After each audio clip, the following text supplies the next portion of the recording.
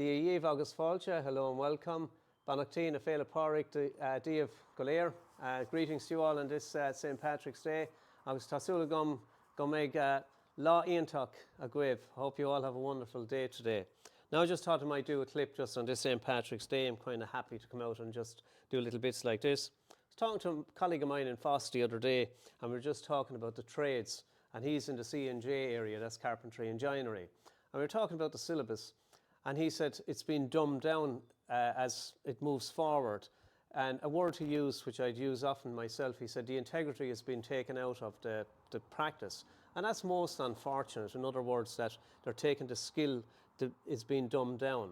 Now that happened with my own trade here, my own background trade of cabinet making.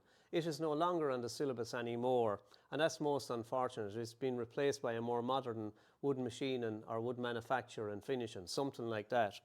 But that is not anywhere near what cabinet making is about. It's a completely new structure designed to cater for the CNC market and so forth, all the modern methods of production. In other words, it's not skills-based, it's machine-based, and computer-aided machines more than likely. However, the practice of cabinet making, it was always that little bit separated, cabinet making, from the other trades, in that it's the only one, and I get my head shot off for this probably, it's the only one that's actually an art form. That cabinet making itself, while it is a trade, it has its craft association in its background also. But when you bring it design to the table with it, you now have an art form because you create a piece that's actually unique. And I don't believe any of the other trades possess that. So it now is no longer on the syllabus.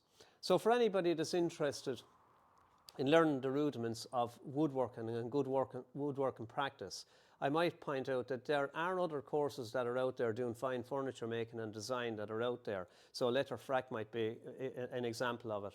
And I think there's one down in Cork. There's probably other ones around the country. They may be PLC, I'm not sure. However, if you want to get into the practice and the art of cabinet making, what I would suggest to you first and foremost is surround yourself with good tools. It's like a library. The mere fact of having them in your possession will actually make you feel good.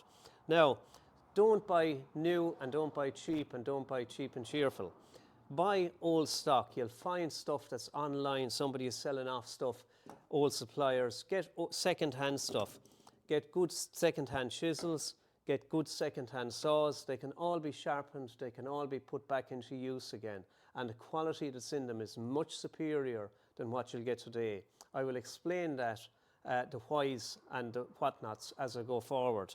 Always choose substance, distance saw, a saw that can be resharpened again, that will last your lifetime, over cheap and cheerful and convenient, which is the likes of this. Nothing wrong with them, the great saws and so on, but there's many differences. The main one being that this can't be resharpened again. It's a once-use jobby. Once it's blunt, you got to throw it away. The one I have here, my Diston, is a lifetime job, and when it goes blunt, it's just a matter of sharpening it with a saw file again, and I can show you all those things. So surround yourself first and foremost with good tools. Number two, go to somebody like me that will show you best practice in sharpening technique. That is absolutely vital. I have a catchphrase here, and here it is. No edge, no skill, no skill, no edge. So look at that either way. If you can't sharpen, you can't have skill. If you have no skill, you can't sharpen. So you need skill to sharpen, that's developed. And then once you have edge, you can provide in good quality skill sets, making something going forward. So good tools, know how to sharpen them, get somebody to show you the basics, and then practice, practice, practice to get your sharpening up to speed. There's a whole area, it's an art in itself, and I'll go through it as we move along. The next thing then, once you have that then, and third and finally, is setting out and doing basic joints, getting your skill sets at the bench up to speed. You can do all the machining at a later date, but the basis, the fundamentals, the principles, the basic building blocks are all achieved at the bench. And one other final thing then, I'll go through that by the way. One other final thing then is that every action in cabinet making, it's not jerky, it's not fast, it's not, rush, rush, rush. It's actually quite the opposite. It's very disciplined, it's very patient, it's very controlled, it's very much thought out, and it's very much executed in a very, very gentle manner.